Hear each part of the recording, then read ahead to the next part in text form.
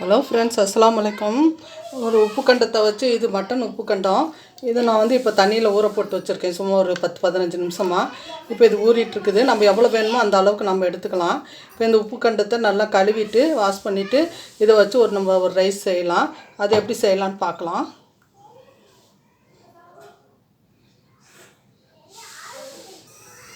நான் ஒரு குக்கர் அடுப்பில் வச்சு 2 ஸ்பூன் ஆயில் ஊற்றிருக்கேன். நல்லெண்ணெய் 1 ஸ்பூனும் கடலெண்ணெய் 1 ஸ்பூனும் ஊற்றிருக்கேன். இப்போ ஆயில் காஞ்சிட்ருக்குது. 2 பட்டை, ஏலக்காய், கிராம்பு நம்ம சேர்த்திக்கலாம். நம்ம சாப்பாடு அதிகமாக செய்கிறதா இருந்தால் பொருளுங்களாம் அதிகமாக சேர்த்திக்கங்க. நான் வந்து ஒரு அரை உலக்கு அரிசி தான் சேர்த்துறேன், அதிகமாக இல்லை. இது பட்டை, ஏலக்காய் இது வெடித்து வரட்டும். வெடித்து வந்ததும் நம்ம அரிஞ்சு வச்சுருக்க இந்த வெங்காயத்தை இதோட சேர்த்திக்கலாம். பச்சை மிளகா பாருங்கள் எவ்வளோ நீட்டமாக இருக்குது. பச்சை மிளகா ஒன்றும் கூட கொஞ்சம் வெங்காயம், கொத்தமல்லி தழை, புதினா தழை இதெல்லாம் அரிஞ்சு வச்சுருக்கேன். இதையும் நம்ம இதோட சேர்த்துக்குவோம். சேர்த்துட்டு இது நல்லா கொஞ்சம் நேரம் வதங்கி வரட்டும். இப்போ வெங்காயத்துக்கு முந்தியே நம்ம வந்து இந்த இதை சேர்த்திருக்கணும். உப்பு கண்டத்தை நாங்கள் உப்பு காரம்னு சொல்லுவோம், நான் மறந்துட்டேன். அது வெங்காயத்தை ஒதுக்கி வச்சுட்டேன். இது நடுவில் நான் சேர்த்துக்கிறேன். சேர்த்துட்டு இது நல்லா வதங்கி வரட்டும். கொஞ்சம் நல்லா இதாகணும், வெந்து வரணும். அந்த அளவுக்கு நம்ம வதங்கிட்டு அப்புறம் வெங்காயத்தை தள்ளி விட்டு வதக்கலாம். கொஞ்சம் நல்லா வதங்கி வரட்டும். இதில்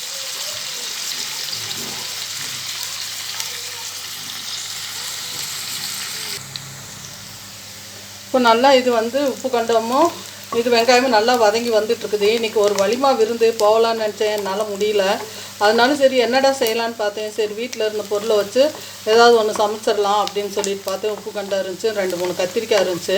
அதை போட்டு ஒரு சாதம் செஞ்சிடலாம். தனித்தனியாக குழம்பு செஞ்சுட்டு இருந்தாலும் நேரமாகும் அப்படின்னு சொல்லி போட்டு இப்போ செஞ்சிட்ருக்கேன். இப்போ வந்து வெங்காயம் வந்து கொஞ்சம் நல்லா வதங்கி வந்துருச்சு. இப்போ வந்து நான் ஒரு 3-4 கத்திரிக்காய், குட்டி குட்டி கத்திரிக்காய் தான் இதை அரிஞ்சு எடுத்து வச்சுருக்கேன். இந்த கத்திரிக்காய் அந்த பொடி பொடியாக நறுக்கி எடுத்து வச்சுருக்கேன். இதையும் இதோட சேர்த்துக்கலாம். நம்ம இந்த சாப்பாடு செய்கிறது ரொம்ப ஈஸியாக இருக்கும், ஆனால் சாப்பாடு சூப்பராக இருக்கும், அவ்வளோ நல்லா இருக்கும். நம்ம அது மற்றபடி நிறைய பொருட்கள்லாம் இதுக்கு தேவைப்படாது. அதனால் வந்து இந்த மாதிரி ஒரு தடவை நீங்கள் செஞ்சு பாருங்கள். இப்போ இது நல்லா கொஞ்சம் நேரம் கத்திரிக்காயும் வதங்கி வரட்டும்.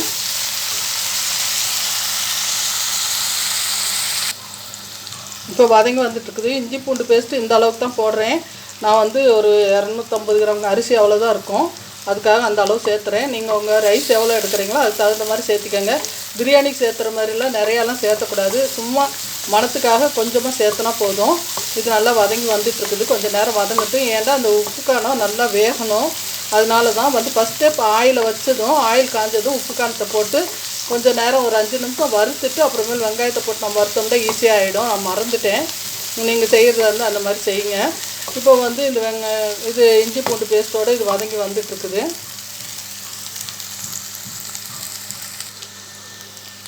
இப்போ நல்லா இஞ்சி பூண்டு பேஸ்ட் நல்லா வதங்கி வந்துருச்சு.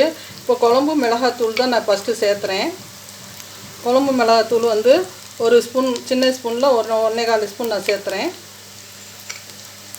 தனி மிளகாத்தூள் வந்து அது ஒரு 1/4 டீஸ்பூன் சேர்த்திக்கலாம். ஏன்னா கலர் ரொம்ப இது டல்லாக இருக்கிறதுனால அந்த மிளகாத்தூள் கொஞ்சம் சேர்த்திக்குவோம் நம்ம. ஏன்னா பச்சை மிளகா ஒன்று போட்டிருக்குறோம், உங்களுக்கு காரம் எவ்வளோ தேவையோ அதை அனுசரித்து சேர்த்திக்கங்க. இப்போ வந்து மஞ்சத்தூள் கொஞ்சம் நான் சேர்த்திக்கிறேன்.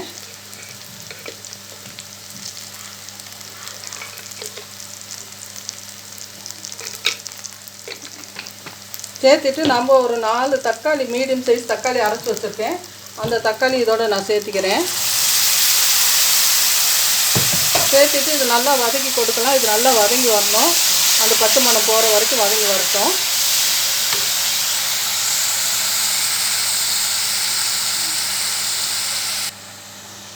நல்லா தக்காளியெல்லாம் பாருங்கள் நல்லா வந்து சுண்டி எண்ணெய் பிரிஞ்சு வந்துருச்சு. இப்போ நான் ஒரு சின்ன நெல்லிக்காய் அளவுக்கு புளி எடுத்து கரைச்சி வச்சுருக்கேன். அந்த தண்ணியை வந்து இதில் சேர்த்திக்கிறேன். நெல்லிக்காய் அளவு இருந்தால் போதும், ஒரு 300 கிராம் அரிசி அளவுக்கு. நீங்கள் அதுக்கு தகுந்த மாதிரி நீங்கள் சேர்த்திக்கங்க. தக்காளி அதிகமாக சேர்த்துனா கொஞ்சம் புளி கொஞ்சம் குறைச்சிக்கோங்க நீங்கள். இப்போ இது நல்லா கொதித்து வரட்டும். இதுக்கு தேவையான அளவு நம்ம உப்பு சேர்த்திக்கலாம். எனக்கு கையில் எடுத்து போட்டால் தான் அளவு தெரியும். போட்டு இது நல்லா கொதித்து வரட்டும். புளி தண்ணி ஊற்றி நல்லா கொதித்து வருது. இன்னும் கொஞ்சம் நல்லா கொதி வரணும். அப்போ தான் வந்து இந்த உப்பு காரம் வந்து வேகும். உப்பு கண்டம் வந்து நீங்கள் பீஃப் உப்பு கண்டம் இருந்தாலும் செய்கிறதா இருந்தால் செஞ்சு பாருங்கள். நான் வந்து மட்டன் உப்பு கண்டை தான் போட்டிருக்கிறேன். இப்போ இது கொதித்து வந்துட்டுருக்குது. நல்லா இன்னும் கொஞ்சம் இப்போ இது தண்ணியெல்லாம் சுண்டட்டும், அப்புறமேல் பார்க்கலாம்.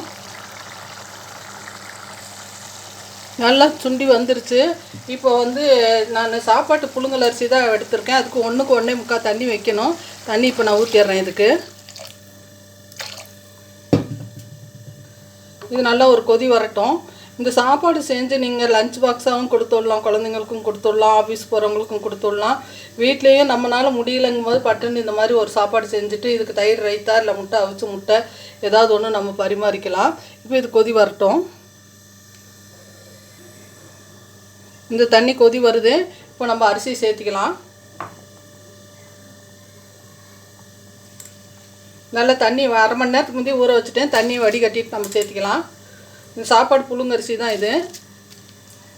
ஆனால் புழுங்கரிசியில் செஞ்சாலும் ரொம்ப சூப்பராக இருக்கும். இது நம்ம வந்து புழுங்கரிசியில் செஞ்சு நாங்கள் சாப்பிட்ருக்கோம் நிறைய முறை. ஆனால் இது ரொம்ப டேஸ்ட்டாக இருக்கும். இந்த சாப்பாடு எல்லாத்துக்குமே ரொம்ப பிடிக்கும். அதனால் நீங்களும் கண்டிப்பாக மறக்காமல் செஞ்சு பாருங்கள். இந்த மாதிரி உப்பு கண்டம் இருந்துச்சுன்னா, இப்போ பக்ரீத்துக்கு நிறைய பேர் உப்பு கண்டம் போட்டிருப்பீங்க. அந்த உப்பு கண்டத்தை வச்சு இந்த மாதிரி நம்ம ஒரு சாப்பாடு செஞ்சோம்னா நல்லாயிருக்கும்.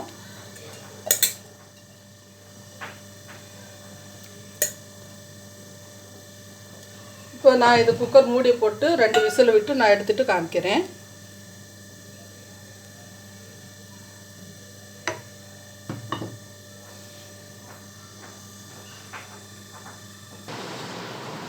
சாப்பாடு 2 விசில் விட்டு எடுத்துட்டேன். பாருங்கள் எவ்வளோ அழகாக வந்துருக்குது.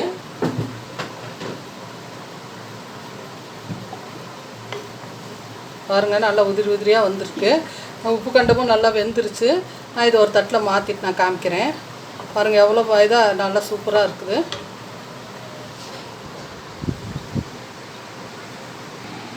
இந்த உப்பு கண்ட ரைஸ் அவ்வளோ சூப்பராக வந்திருக்குது. நல்ல டேஸ்ட்டாகவும் இருக்குது. இதே மாதிரி நீங்களும் செஞ்சு பாருங்கள். லைக் பண்ணுங்கள், ஷேர் பண்ணுங்கள், கமெண்ட் பண்ணுங்கள், சப்ஸ்கிரைப் பண்ணுங்கள். அஸ்ஸலாமு அலைக்கும் வரஹ்மத்துல்லாஹி வபரகாத்துஹு. அஸ்ஸலாமு அலைக்கும்.